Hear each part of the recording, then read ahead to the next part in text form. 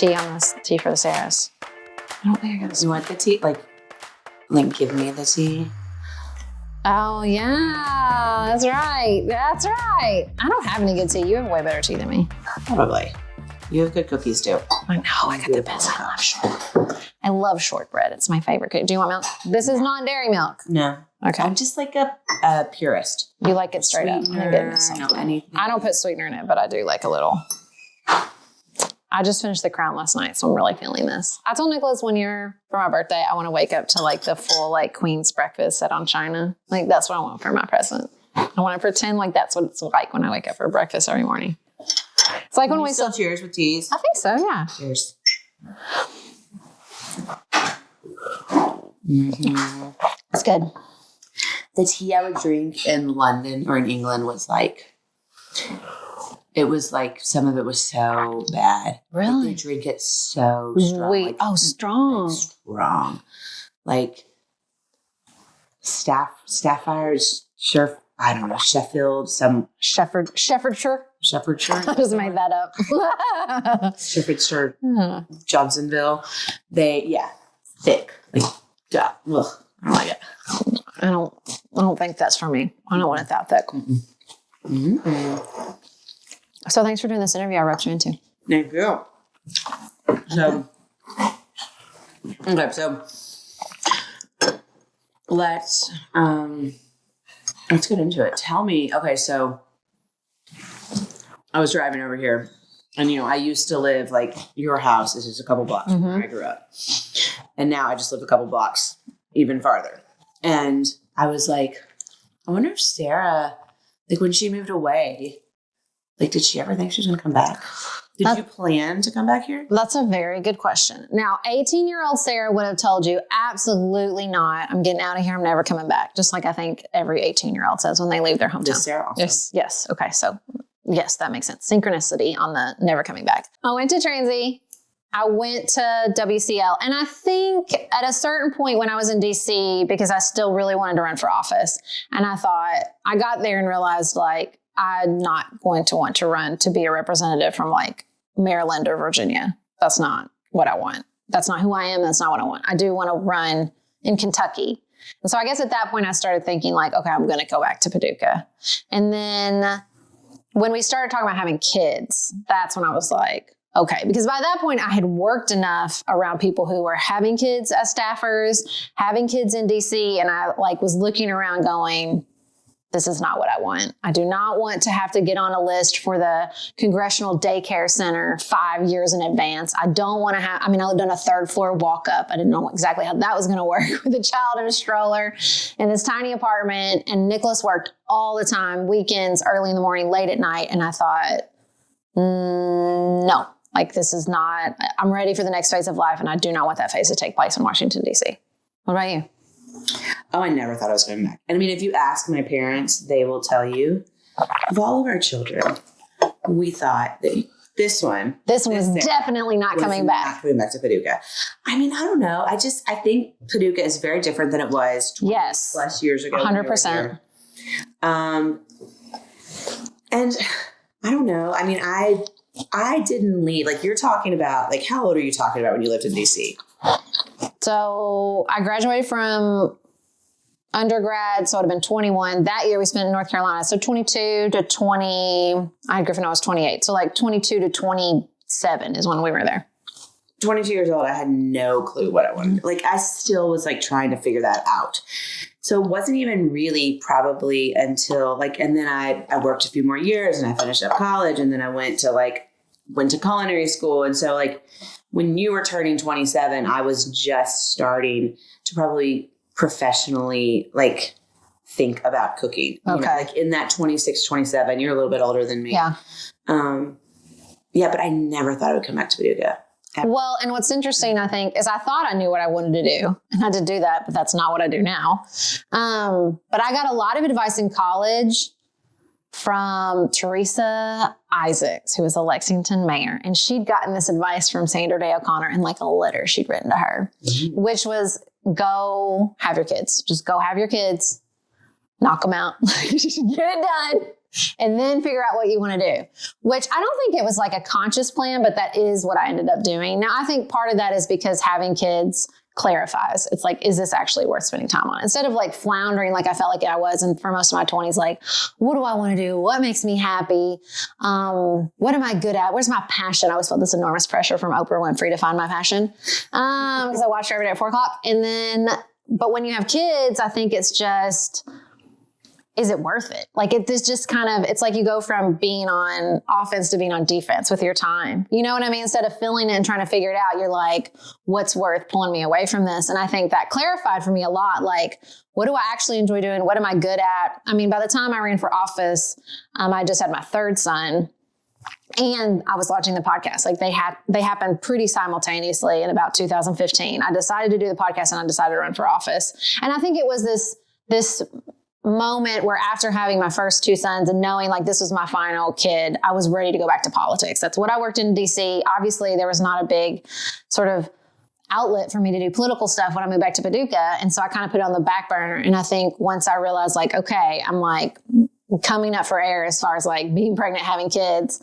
This is what I love. This is what I still love. This is what I want to do. And I was trying to figure out what that was going to look like in Paducah. Because even in Paducah, it's not Frankfurt. You know, there's not like a lot of super easy outlets for politics.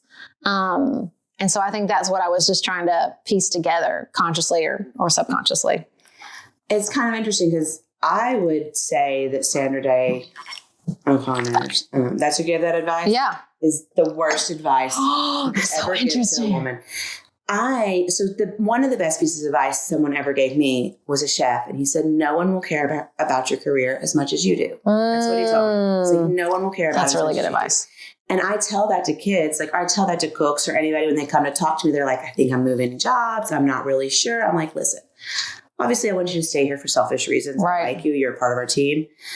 But like, I'm never going to care about your career as much as you do. Like no one is, and it would be impossible for someone to do it, And so I got that advice early on in my career. And I thought, okay, like this is the time for me to like focus on me. I don't want kids. You know, I also wasn't in a relationship where I wanted it. If you were there, I wasn't there. But yeah, I would think like the exact opposite. Yeah. And I also think that I do agree with you though, that once you have children, it makes you be a lot more like conscientious and aware of how you spend your time. Yeah, for sure. What you devote your time to. Yeah. Well, and I think Sandra Day O'Connor was offering this advice in a like 1950s model where which I followed more closely, which is I got married to my college sweetheart right out of college. And so, I've been with Nicholas since I was 19 years old. So it was definitely a lot of like, that was already I was like sort of following that, what they call the success sequence, where you like get married and you have kids and you buy the house and you do the things.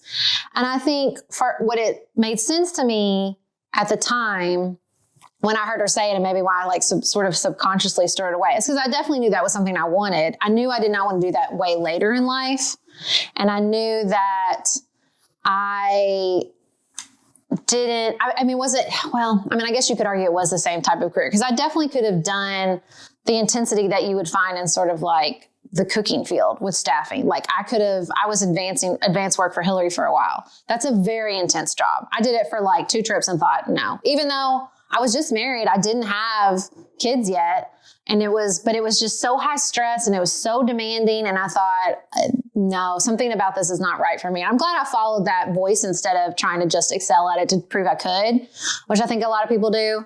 But I think it became later, I got lucky. So much of career success and finding yourself at a great place in life is luck and chance and all those combination of, and hard work and those combination of features. But I think when I got here, because of the way the internet, like a lot of my trajectory sort of follows the internet, I was a little late to blogging, so I couldn't break through. I was really early, not really early, but early enough to podcasting so we could.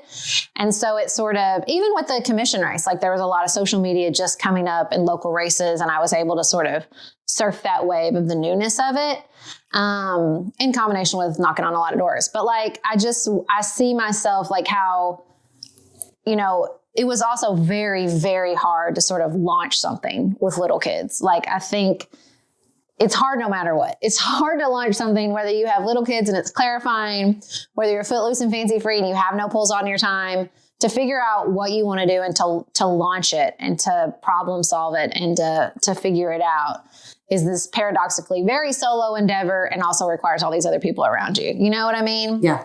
I think that's what I see looking back. I mean, it's interesting because like, okay, so you can see like, you can come to the restaurant, you can see exactly what I do. Right. Every day. You can see everyone that works there. Our kitchen is open. It's like part of what I wanted in the space that I created. But like in the space you've created, even though you're out there for everyone to see, even though it's so public, tell me, where do you do your podcast every day? Like, okay, let's picture a big old freight house. Oh.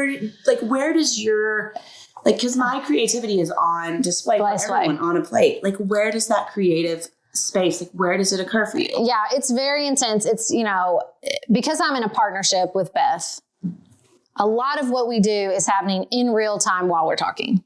So I would say that's, especially in the beginning, we were literally like on the floors. She was on the floor of her closet. I would just do it in my bedroom late at night because we had little babies. And so we would just, it was our conversations. That's where the magic happened. Definitely in the beginning. I was not talking to anyone else but Beth. And I didn't really care what anybody else said but Beth. Like our conversational chemistry in the beginning, and still to this day, I think is the secret sauce, the magic, the glue, whatever you want to call it, of what Pantsuit Politics is about. We do stuff individually now, but what people love and what they come back for is what happens when we're together. So I record the podcast now in a little home studio, same for her.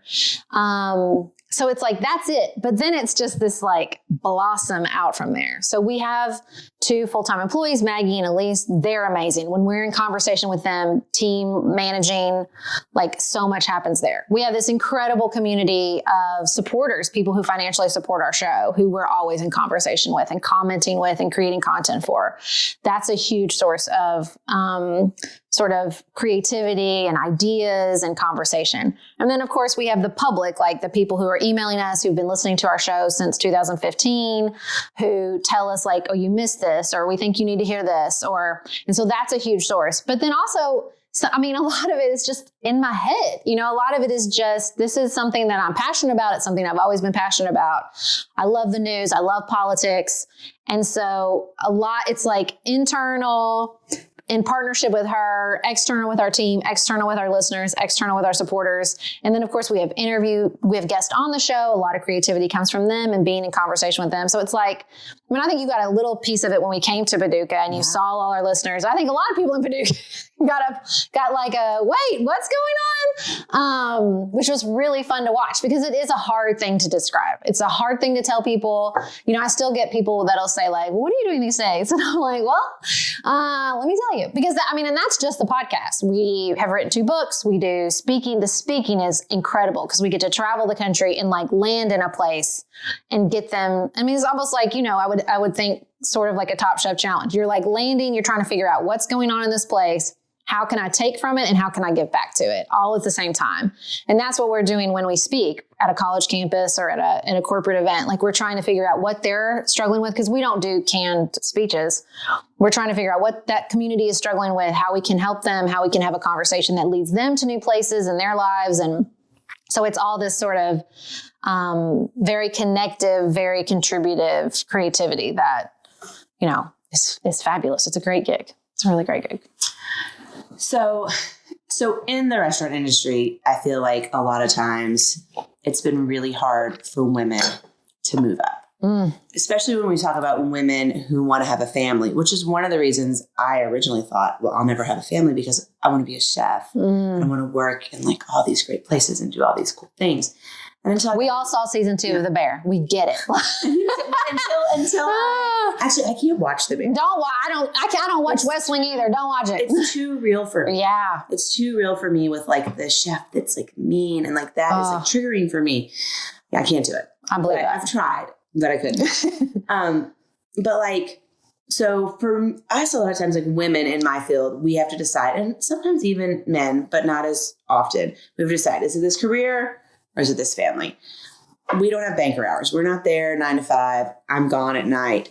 So have you felt that in this industry that you've chosen, like whether it's the politics or the podcasting, like pick one of them, do you feel like it's been harder to get there because you've been a woman? Or do you feel like maybe these spots, maybe politics and maybe podcasting are a little more receptive and like the sexism is not there as much? Well, I think it's really interesting because I think part of what we encounter is it's sexism tied up with like geographic stereotypes, which I'm sure you are familiar with. Oh, yeah. You know what I mean? Yeah. There's my favorite. Actually, that was a really great interview. Yeah. I want to be like, actually, that's a backhanded compliment because they're surprised. They're surprised that we bring depth. We're surprised that we're like so in it with the news when you're not on a coast. It's just for better or for worse, especially surrounding anything with media. People make a lot of assumptions about what you're capable of or what kind of product you're producing. We just did an interview with sort of a big celebrity, and at the end he was like, "That was really good." She's like, "You can hear the surprise in his voice," which is a compliment. I want people to think like that's the best interview I've done. I mean, when we ended our interview with Hillary Clinton, her staffer was like, that's the best questioning she's gotten around the Middle East by far, no contest. And that felt amazing. So it's like this weird combo of assumptions about because we're from Kentucky and because we're women. And I think with podcasting, it's more a geographic thing that people make a lot of assumptions because we're not on the coast. I think with politics, interestingly enough, I think because we started in 2015 around the 2016 cycle, we would have people say, like we had male listeners when we would have a man on the show say, I don't listen to this podcast to listen to men. There's all kinds of places I can listen to men talk about politics. I like your show because I get to hear women talk about politics, which was some very surprising and interesting feedback because there are not a lot of places that you can go, except for, I guess, like The View, to hear women talk about politics. Just women shared their perspective on politics. And because we're not, I think the other thing we add is that we are not in it. We're not pundits. We're not getting, talking points from the parties. We don't care if we say we're wrong. We don't care if we say we disagree with Joe Biden because he did this. Like we're not beholden to anyone. We're not consultants who have to worry about who's going to hire us. And there's a lot of freedom in that in both spaces, but I think particularly politics. Yeah. It's interesting to hear you say that, like, you're not beholden to anyone. I think what's so interesting about what you've chosen is that like people are choosing to come to you. Like it is like they have a million restaurants they can go to. They pick Freight House. They have a million podcasts, like literally a million podcasts. Yes. And they keep going back to you. And like, when you brought all of those people to Paducah, I think that if you were in Paducah and you didn't get to see the impact that it had, like those people chose to come here and be supportive of like our community, our everything because of you. So I think would be interesting. Like, I am forward facing. I am Paducah. You are forward facing in a different way. You're Paducah, but we've both chosen to just like champion this city. Yes. Big Quilt. My friend Leslie asked what kind of payments we're getting from Big Quilts because we bring up the quilts capital of the world so often. He's like, do you two get payments from Big Quilt? We're like, we should. Somebody said that exact same comment when I was like, oh, you just lay down a blanket and make love. Yeah. Like you lay down a quilt and love on top of it. They're like, are they getting kickbacks? We should get kickbacks. That's true. Yeah. No, I mean, I think with Paducah, with our audience, there's an enormous amount of trust. It is a very, in the same way, feeding someone a meal is very intimate. Being in their ears and then like your voice in their ear for a couple hours a week is a pretty intense experience. They feel like they know us in so many ways. They really, really do. I always tell people when they're like, I know it's a parasocial relationship. And I'm like, relationship's still in that. Like there is a relationship that I have with my listeners. Even the ones who I don't know in real life, quote unquote, because they know me very well. And to a certain extent, I know a lot of them very well. So there's so much trust, I think, built over that period of time.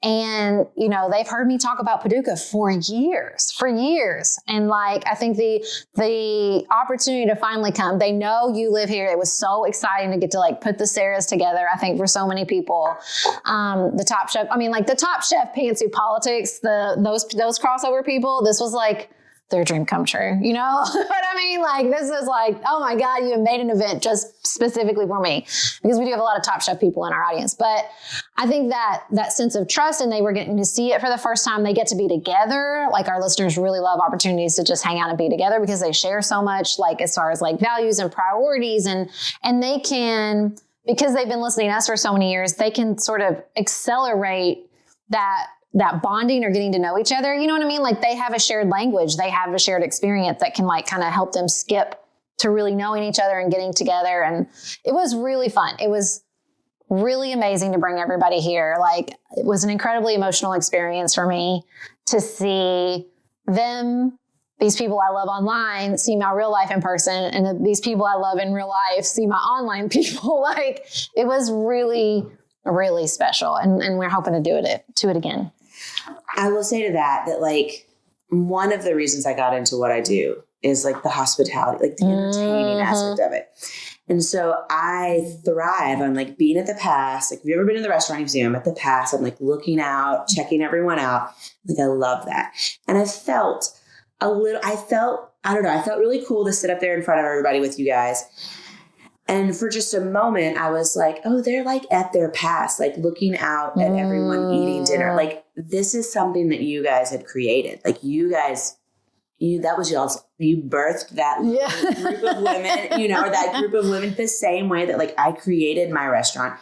You guys created this. And I felt it was like so empowering to sit there with you guys and get to be a part of that. I mean, like, what if you really wanted to empower women with something to do? Like, what is this one thing that you want women to take away and be able to change in their life? Like, what is something you want us to learn? Yeah. I mean, I think it's so hard, because so much of the advice you hear, you like, when you're hearing it, I remember as a blogger, people saying like, just find your niche, and you know, even if you would do it for free, you'd still do it. And you roll your eyes and you're like, oh, what does that even mean? And then you find that niche and you find the thing that you really would do. And I did for free for several years, that you're like, oh man, it's true. Because I think there was something about, we were in the right place at the right time, and we had a very easy pitch. Beth from the right, Sarah from the left. No shouting, no insults, plenty of nuance. That was our opener. And it just got people in quickly. We were, you know, it was a moment in time that we really captured. But I also think it took a lot of chutzpah. It took a lot of chutzpahs for us to decide, especially Beth, I think about her working full time in a law firm, and her deciding, I'm going to be honest, I'm not going to guard my speech or what I say, even though I'm in this position in a like very white shoe law firm. Like, that was very brave of her. I had a lot less on the line, as far as people already knew my politics. People already knew that I was a loud mouth, you know? And so, not to brag, I got most talkative at Heath High School in 1999. School spirit. Nice. Remember this class clown. I wanted most likely to succeed. It's fine. I'm not bitter. And so I think that it was, you know, there was an element of like trusting ourselves, trusting that we had something to offer, that we had something valuable, and that I think that we had something for somebody else, and that it was giving something to us. Because I think we intuited or felt that, like I said, like when we were sitting down and talking to each other, it was life-giving. It was, you know, and it's still, I can tear up a little bit. Like, it is still life-giving to me to sit down with Beth twice a week, because now she's one of my dearest friends. We were not friends when the podcast started. We weren't like enemies, but we were not close friends. But to have someone, especially in this moment in American history, where you can sit down and say, I'm really upset about this. What do you think? Or this pisses me off. What do you think? And for somebody to not just sort of go, yeah, because I think we've all been in spaces where everybody's just fueling each other's anger, and that's not productive. You know, Beth and I are very different personality-wise, and so there was a sense, I think, always that there was this balance of like, if I was hot, she was like seeing it from a calmer angle. If she was hot, I could see it from a different angle. Like, and so I think that balance and that feeling like we were really getting something from each other was what we were chasing. And that just so happened to be something other people wanted to listen to as well, which surprised us both. Because I think, like I said, we would have kept, I don't know what would have happened if we hadn't been picked up by iTunes. I don't know how long we would have done it, and pursued it without it making money. Cause at a certain point you do have to watch the side hustles and say like, okay, what are we doing here? But I'm so glad it did. I'm really glad that we looked around and said, okay, we really love this. People love this. What's going to be the next step? But everything was hard. Writing a book was hard. Deciding her quitting her job was hard. Us deciding to hire a full-time employee. Like we got to do it in baby steps. I can't imagine what you did where you're like, okay, let me take out a big old loan and go build things and hire 25 people. Like that's terrifying to me. Like our 2 employees, I'm like, please God, let us never need any more employees. I love them. They're perfect. And I don't love being a boss. And so I just can't imagine sort of that leap. Okay, so I'm going to say many times I'll be out in Paducah and I'll have a Freight House shirt on, or I'll go to Kroger and I'll be buying 8 things of bananas, and somebody will say banana pudding, and I'll say yeah, and they'll say, well, what's so much banana pudding for? And I'm like, well, the Freight House, it's a restaurant, and they're like, where is that? Stop. Oh yeah. So I believe that. I'm actually not surprised. What's that? Yeah.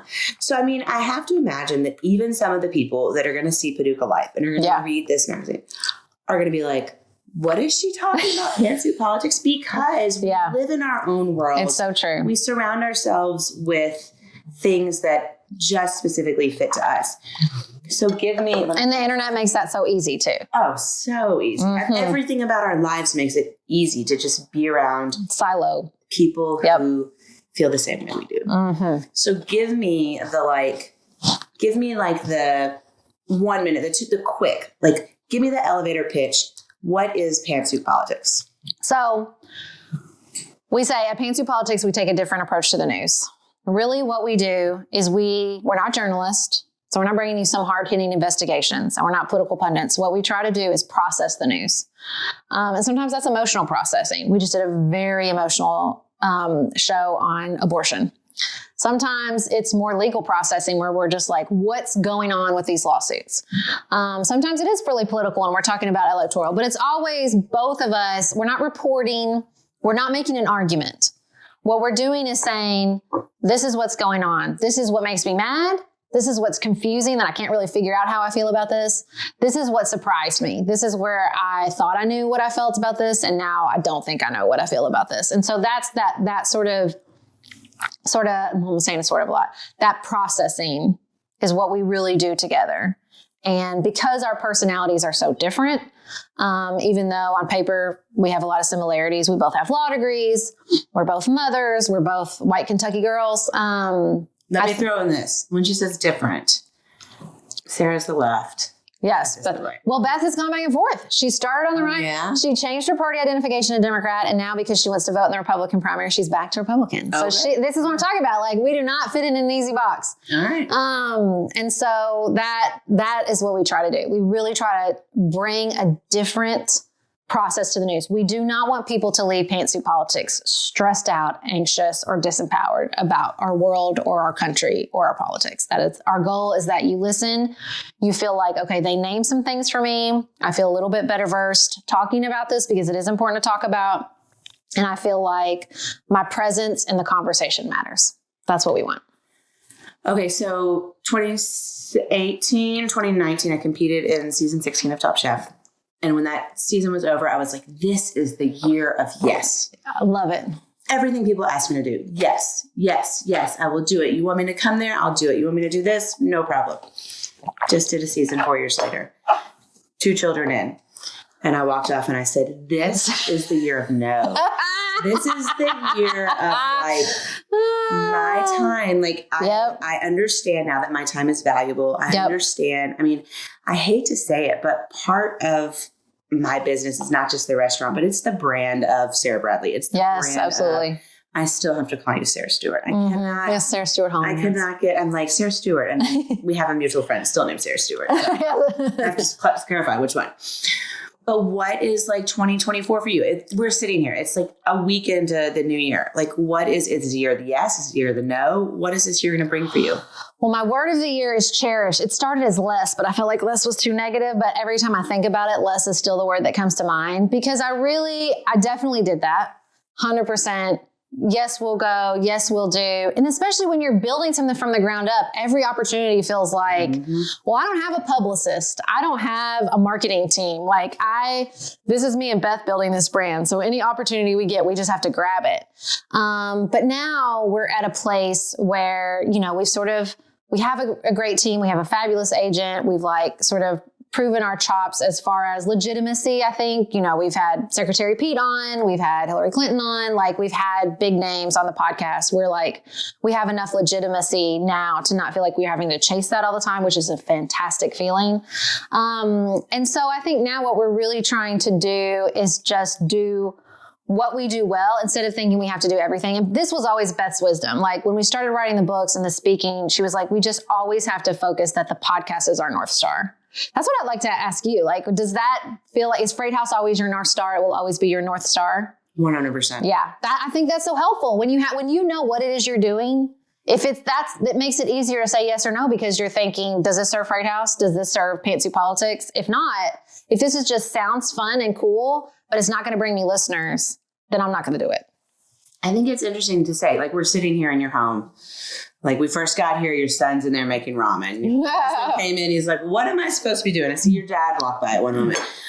So, like, yes, I think Freight House is my North Star.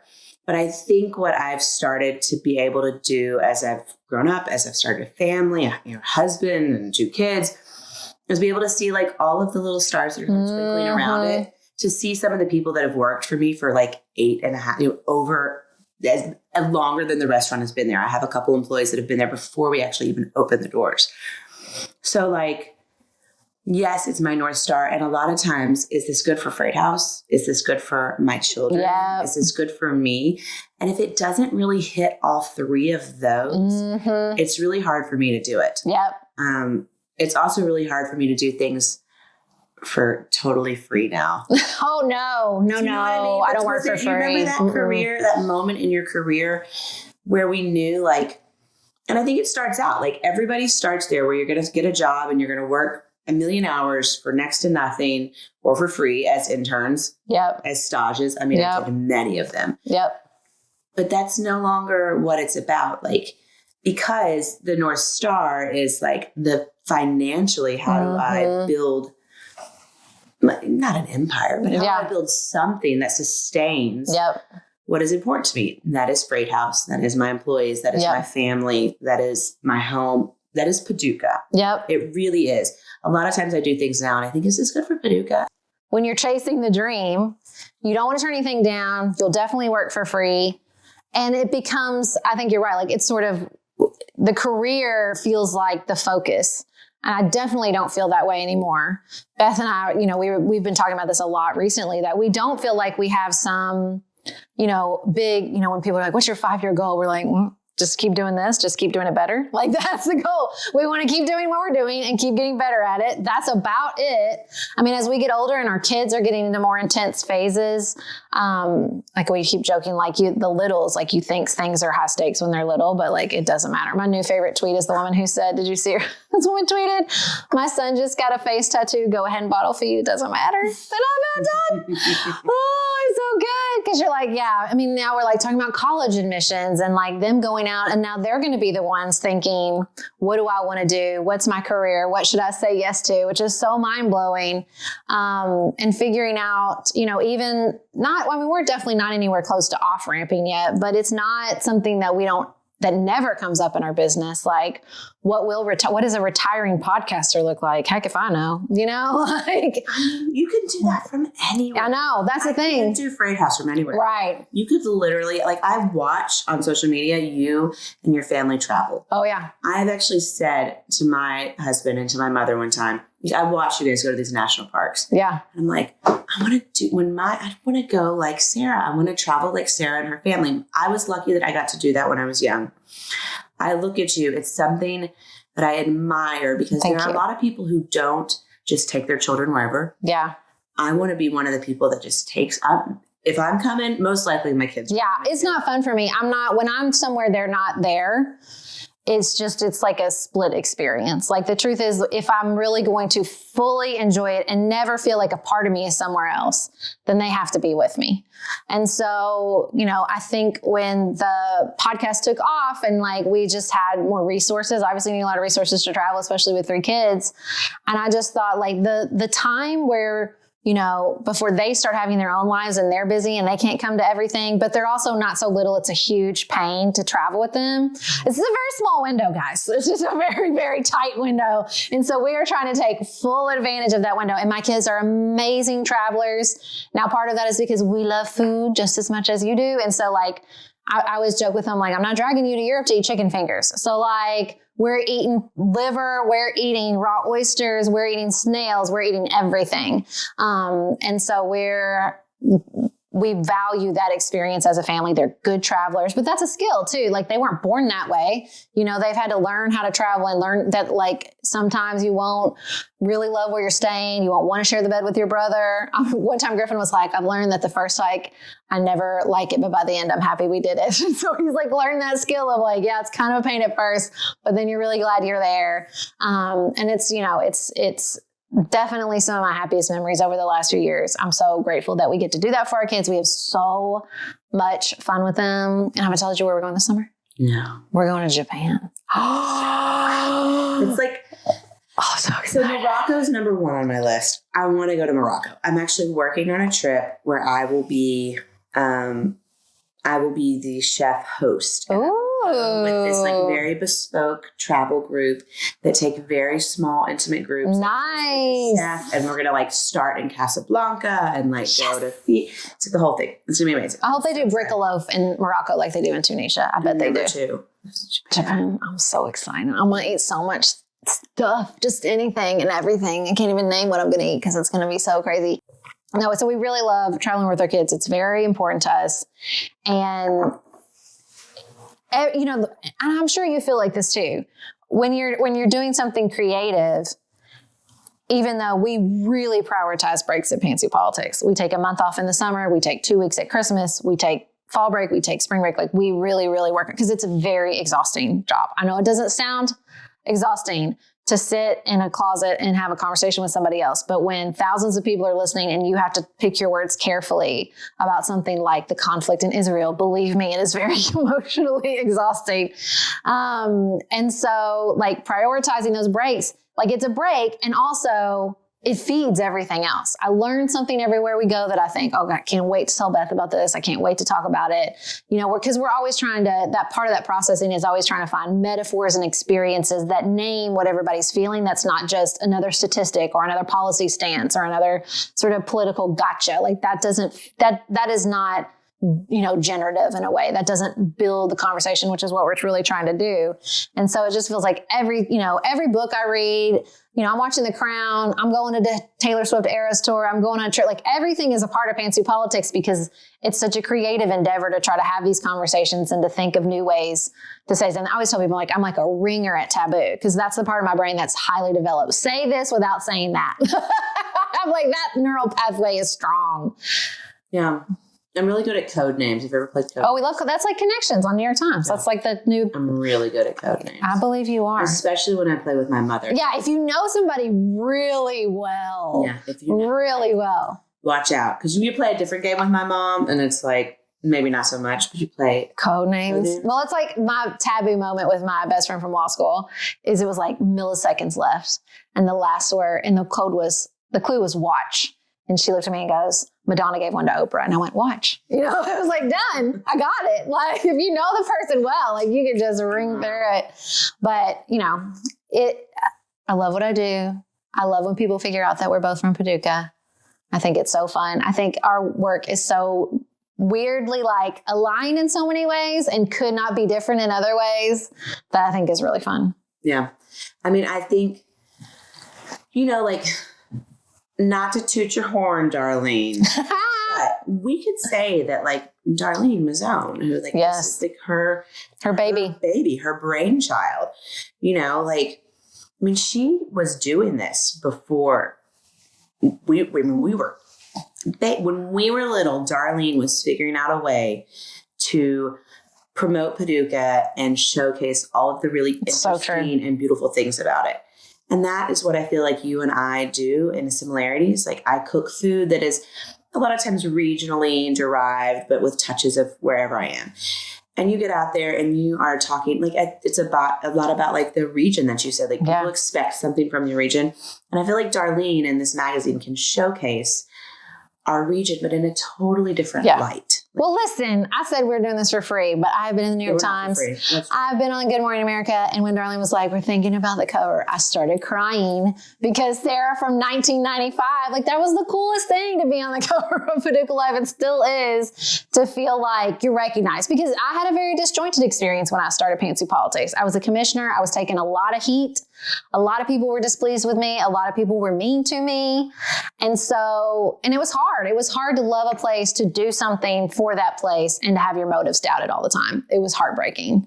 And so to finally come back to this space where I feel like my love of Paducah and Paducah itself and my work and everything is aligned, and I don't feel like I'm on the defensive all the time, has been, I feel like healing is a little dramatic, but it has been very positive. I feel like when everybody came to Paducah, and it just felt like this sort of synchronicity that wasn't, like I said, like this super disjointed experience from when the podcast started. It felt really good. So, I mean, I love Paducah, obviously.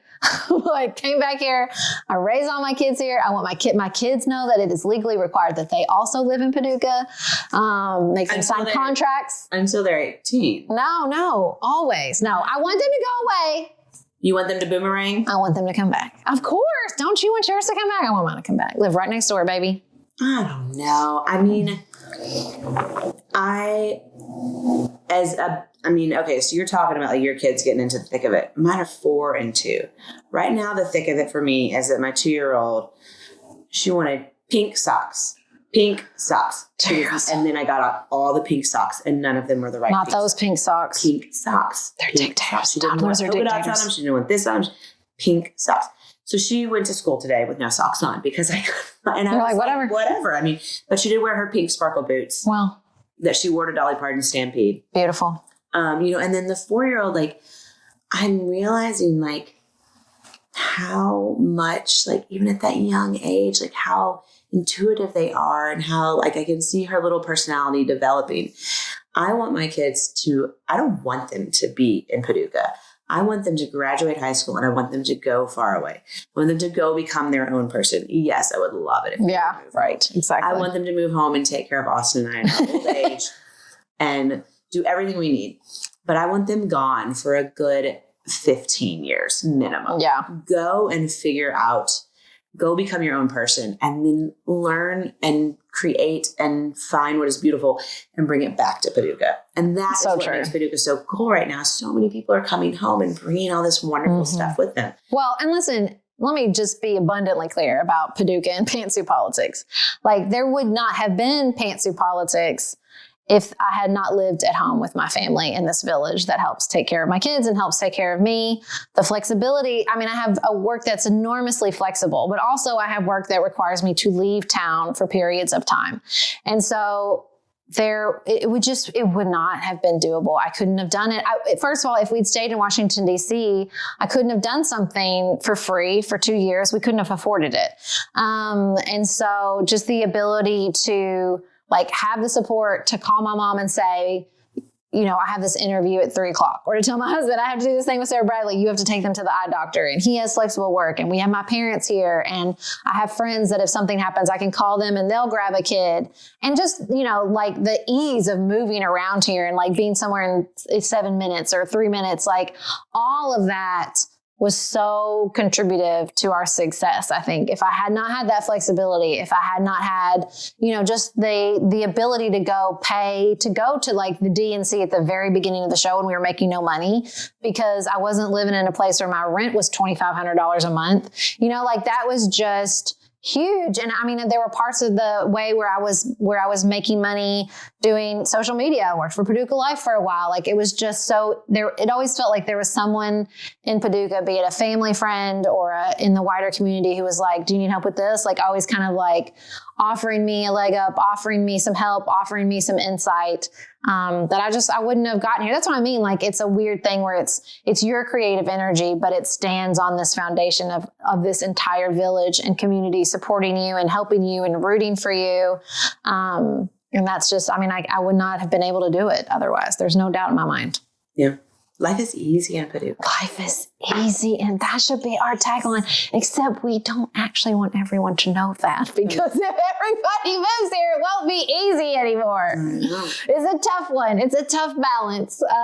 That's like, she lives outside Cincinnati and the Axios was like, number 2 Rust Belt growing cities was like Cincinnati. And I was like, condolences. Like, I don't want to be on those lists. That's why it meant so much, because I think it's not hard to get to Paducah, but we don't have some like big major airports. So when all the people from Fancy Politics came, like it was such a compliment that they went to the trouble to get here and like be in the town and get to know the community. And everybody, all the people who lived in like California would go back and they're like, I miss Paducah.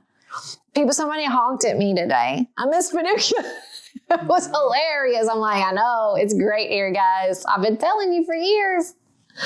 I've been telling you. Thank you for doing this for free. You're welcome. And I do have to say on that. There's free and then there's free. Word. Because I have been lucky enough to grace the cover of Paducah Life. Twice. Twice. Do we have some sort of like SNL equivalent of like who's been on the cover? I want to know this. We need to know this, Paducah Life. We need to know who's been on the cover the most. Like like Alec Baldwin, the SNL hosting. We need the club. Giving out jackets. Yes, I agree. We'll work on that. I think we could make that happen. And I'm picturing like Darlene's room in her old house where she had like the 4 club chairs. Yes. Face each other. Yes. Like, that's the feel. Yes, I agree. But, like it's nothing is ever free, is it? Like the fact that we are lucky to get to be on the cover of something that represents and stands so much for what we are proud of. Like I am a proud Paducahian. Yep. Like, I just became a Kentucky Colonel. Nice. I think being a Duchess of Paducah is it's better. A little bit cooler. It's better. A little bit I agree. Like, I get to say I'm a Duchess. Like, I'm a Duchess. It's better. It's definitely better. It's just, it's wonderful. And so like, cheers to you. Cheers to doing this. Cheers to everything you've done. Oh, same. I never would have thought in high school that you and I would be sitting down talking about all the wonderful stuff we've done. I actually thought probably it'd be the exact opposite.